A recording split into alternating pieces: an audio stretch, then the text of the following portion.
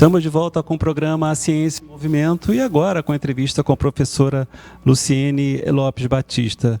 Professora, obrigado por sua presença aqui no programa. É um prazer tê-la aqui com a gente. Eu que agradeço. É também um enorme prazer estar aqui e poder divulgar esse trabalho.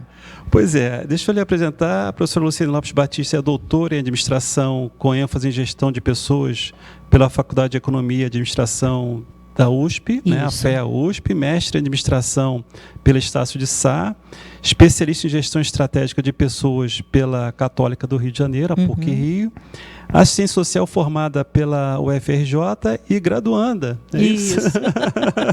Voltei para os bancos escolares. Em psicologia pela FASE, né? E tem experiência em gestão de pessoas e organizações, com desenvolvimento de pessoas, e atua como docente nos cursos de administração e tecnólogo de gestão de recursos humanos pela FASE e também pela Católica de Petrópolis. Atualmente coordena o projeto de extensão da Universidade Aberta da Terceira Idade da FASE. É isso que nossa pauta de hoje é sobre isso, né, professora? Né? Só para a gente dar uma situada assim, no contexto da entrevista, o que é a FASE? A FASE é uma instituição de ensino preocupada com a excelência e a qualidade da formação profissional. É uma instituição voltada principalmente para profissionais da área da saúde. Hoje a FASE agrega os cursos de medicina, enfermagem, nutrição, psicologia, radiologia. Nós temos hoje o tecnólogo de radiologia e temos também os cursos de administração e tecnólogo de recursos humanos. E a intenção, né, a missão da FASE é formar profissionais com excelência e com um comprometimento com a prestação de serviço à sociedade, com um alinhamento forte com a prestação de serviço público e, principalmente, o comprometimento com a ética e a humanidade na prestação de serviço. Ela está aqui em Petrópolis, né? É uma das grandes faculdades aqui de Petrópolis. E, dentro desse contexto aí de atendimento ao público, tem um projeto da UNAT FASE. Exatamente. Né? A gente está passando aí pela Semana Nacional de Ciência e Tecnologia, que foi na semana passada. E esse projeto ele começou a estar começando há um ano atrás, justamente na Semana Nacional de Ciência e Tecnologia de 2017. Exatamente, 2017 foi o lançamento desse projeto, né, do que a gente tinha em mente como Universidade Aberta. Na verdade, o projeto de Universidade Aberta não é uma novidade, já existe há algum tempo em diversas instituições. No Rio de Janeiro, o mais conhecido é o da UERJ, né? Em São Paulo, a gente tem da USP, a gente tem também de universidades privadas, como o Mackenzie, né, que é uma grande instituição privada de São Paulo, e diversos outros projetos. E nós trouxemos essa ideia para implantar em Petrópolis, levando em consideração que Petrópolis já aponta para uma população significativamente envelhecida. Nós temos hoje aproximadamente quase 30% da população acima de 50 anos, né? E se a gente observar bem isso, é relevante. São mais de 43 mil pessoas, né? Milhões cidade. De pessoas. E são mais de 43 mil aqui na cidade, nessa faixa de idade. Então, a gente entendeu que era um projeto relevante, levando em consideração o nosso contexto local. Mas, mais do que isso, a gente também ficou pensando como é que a gente poderia inovar nesse projeto. Porque, de um modo geral, a Universidade Aberta da Terceira Idade, ela tem um foco exclusivo de assistência ao idoso. E de assistência no sentido da inclusão social do idoso. Assistência, quando a senhora fala, é assim, cursos, apoio, orientação? Atividades das mais diversas, mas principalmente atividades voltadas para a manutenção da capacidade cognitiva do idoso. Então, são atividades relacionadas com a capacitação da memória, são atividades também voltadas para a manutenção das habilidades sociais desse idoso. Então, são atividades de lazer, os famosos bailes da terceira idade, né? Várias oficinas de artesanato para a questão de manter firme ali a coordenação motora desse idoso. Então, esse tem sido a tônica, essa tem sido a tônica em relação aos projetos da terceira idade. E a gente entendeu que não era isso, somente isso. A gente entendeu que a universidade ela deveria ir um pouco mais à frente em termos do que oferecer voltado para o universo da pessoa idosa, e não exatamente o idoso. E quando a gente traz essa nova conotação do universo da pessoa idosa, aí isso traz atividades relacionadas a outros nichos. Por exemplo, todo um trabalho que nós estamos fazendo nesse momento de capacitação das pessoas que lidam com idosos, que possuem idosos em suas famílias, cuidadores de idosos, que agora é profissão, né? É reconhecidamente profissão. Então, o nosso primeiro impulso foi, nós queremos a Universidade Aberta, e a gente até está trocando o nome, na verdade a gente está substituindo Universidade Aberta da Terceira Idade para a Universidade Aberta com a terceira idade. A gente quer convidar esse idoso para vir desenhar com a gente esse projeto. E aí o primeiro impulso nosso foi oferecer um conjunto de atividades voltadas para as pessoas que se relacionam ou que cuidam ou que assistem pessoas idosas. Então, esse é o primeiro movimento. O ponto é de apoio, né? Apoio ao idoso. Isso. Nesse sentido, o que nós fizemos? Nós desenvolvemos um curso à distância, voltado para a formação de profissionais da saúde, porque nossa praia é a formação de profissionais da saúde, e a nossa intenção é preparar ainda mais, especializar os nossos médicos, enfermeiros, nutricionistas, psicólogos, para que eles saibam lidar com essa população envelhecida. Então, fizemos um curso à distância voltado para profissionais da área da saúde, alunos e pessoas externas. E agora, dia 20, vai acontecer um curso também muito interessante que se chama Boas Práticas de Assistência à Pessoa Idosa. Esse já é um curso direcionado a todas as pessoas que lidam ou que possuem idosos na família ou que têm a pretensão de trabalharem como cuidadores de idosos. Agora, quando a gente fala de idoso hoje, o que é um idoso? Porque eu lembro meu pai falando para mim lá atrás que um sexagenário era uma pessoa, né? Hoje em dia somos nós, né? Exatamente. É bem interessante, foi legal você me fazer essa pergunta, porque o conceito, né, sobre a pessoa idosa é um conceito que está permeado aí por 3 lógicas diferentes. Bom, segundo a ONU, a pessoa idosa em países em desenvolvimento, como é o caso do Brasil, são reconhecidas a partir dos 60 anos de idade.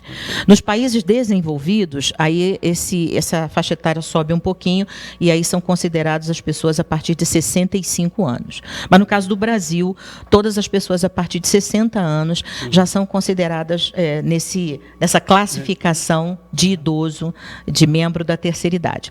E aí é interessante porque a gente vê 3 nomenclaturas, vamos dizer assim, povoando o universo da pessoa idosa. A gente tem a nomenclatura do velho, e esse termo velho, durante um bom tempo, foi um termo que a gente conviveu e convive hoje ainda no contexto da sociedade. É preconceituoso. Que é preconceituoso e que vem revestido de uma ideia de que a velhice é um ponto final. A velhice é o início do fim. A velhice significa um indivíduo descartável, um indivíduo em condições de vulnerabilidade extrema, um indivíduo em total condição de dependência. Então, a palavra velho associa o processo de envelhecimento a um processo degradativo, exclusivamente degradativo. E encontrar essa ideia de velho entrou em cena, a partir da década de 60, o conceito de terceira idade, do idoso. Veio a palavra idoso substituindo o velho, e vem o conceito de terceira idade. E isso se dá principalmente pela ideia de que esses idosos não necessariamente precisam ser vistos como um problema para a sociedade, mas eles precisam ser vistos também como uma população que cresce vertiginosamente e que, portanto, vai impactar de maneira significativa tanto a parte econômica dos países, como a questão social dos países. E a ONU trouxe isso, mais especificamente, a partir da década de 90. Essas discussões começaram a acontecer, demonstrando que era necessário trabalhar uma nova imagem para a questão do idoso.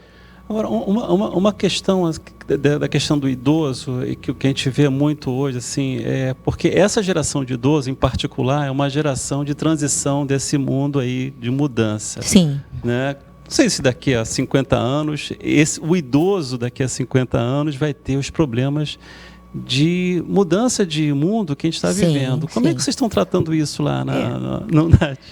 Então, te comentando um pouquinho sobre o impacto da mudança dessa terminologia em relação a isso que você está comentando.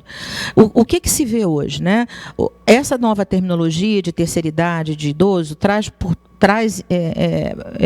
uma concepção de envelhecimento ativo. E o que significa isso? Significa dizer que agora é importante, é fundamental privilegiar a qualidade de vida do idoso. É importante entender que esse idoso não necessariamente ele precisa ser excluído do processo produtivo. Muito pelo contrário, ele pode ser realocado, reenquadrado, né, e trazer fortes contribuições. O que a gente percebe hoje é que a gente está vivendo um mundo profundamente tecnológico, com uma velocidade de informação absurda, com a tecnologia impactando a maneira como as pessoas tanto se relacionam como se comunicam. Uhum. E é fundamental que o idoso seja preparado para estar apto a lidar com esse ambiente que agora é basicamente virtual, né? E é isso que a gente tem buscado em relação aos projetos e cursos e oficinas dentro da universidade. Por exemplo, a gente criou uma oficina que é uma oficina sobre tecnologia da informação, com a finalidade de fazer com que os idosos eles desenvolvam uma habilidade para trabalhar aplicativos de celulares. Que legal. Por quê?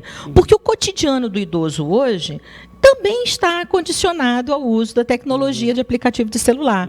Hoje, os principais serviços para os idosos estão disponíveis via aplicativo de celular. Então, o idoso hoje tem aplicativo para trabalhar com banco, ele tem aplicativo hoje para resolver seus problemas com as suas respectivas operadoras de assistência médica, ele marca os seus exames hoje pela internet. Então tem todo um circuito de assistência ao idoso que é tecnológico. E ele precisa estar preparado e, vamos dizer assim, desmistificar que o idoso não gosta de tecnologia. Meu Deus, isso já passou. O idoso, hoje em dia, adora uma tecnologia. Outra questão assim, que sempre me angustia é assim, quando a gente fala de idoso, 60 anos, não sei, o meu caso, acho que é o nosso caso. A gente chega com 50 se sentindo extremamente produtivo. Sim. Né? E o mercado já vai te jogando para escanteio, vamos dizer assim. Né? Como é que vocês estão trabalhando essa questão de produtividade, mercado, continuar produtivo ainda?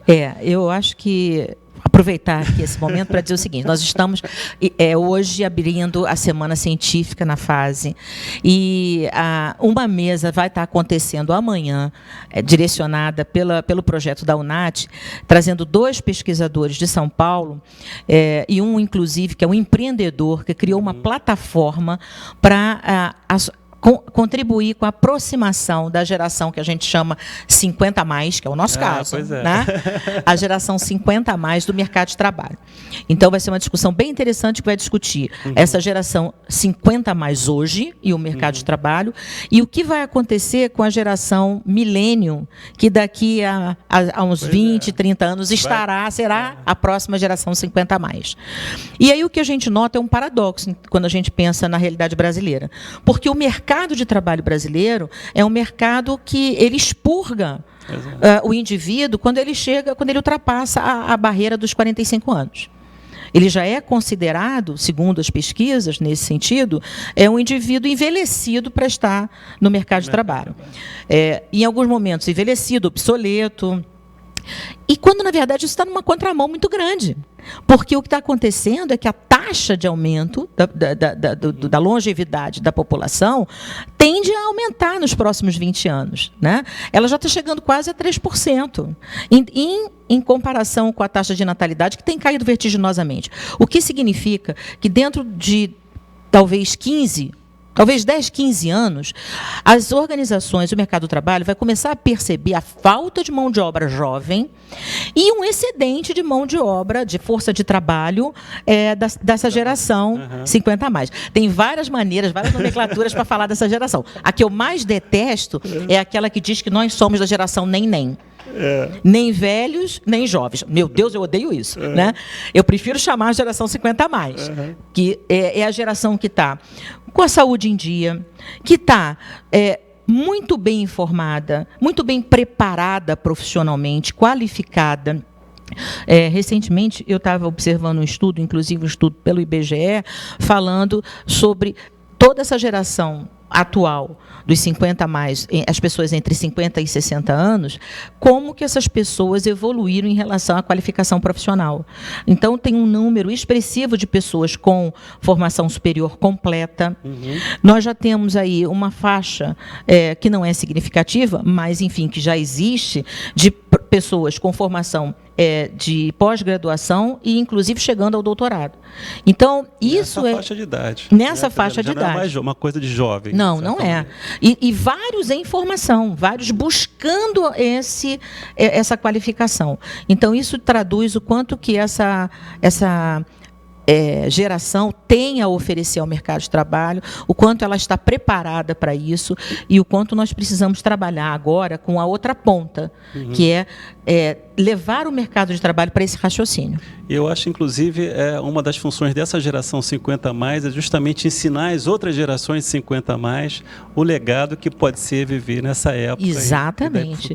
É toda uma cultura que está aqui, olha, né, no fazer dessa geração, é todo um conhecimento agregado à questão da experiência.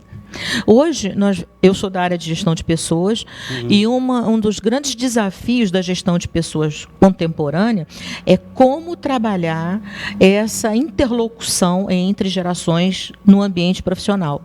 Como fazer com que as gerações possam intercambiar conhecimento e experiência. Professora Luciane, estamos no final do programa. Queria que a senhora dissesse para o nosso público como entrar em contato com o projeto UNAT Fase. Olha, vocês podem entrar em contato com o projeto através do site da Faculdade Fase. E eu não tenho de cabeça o site, mas pode buscar no Google.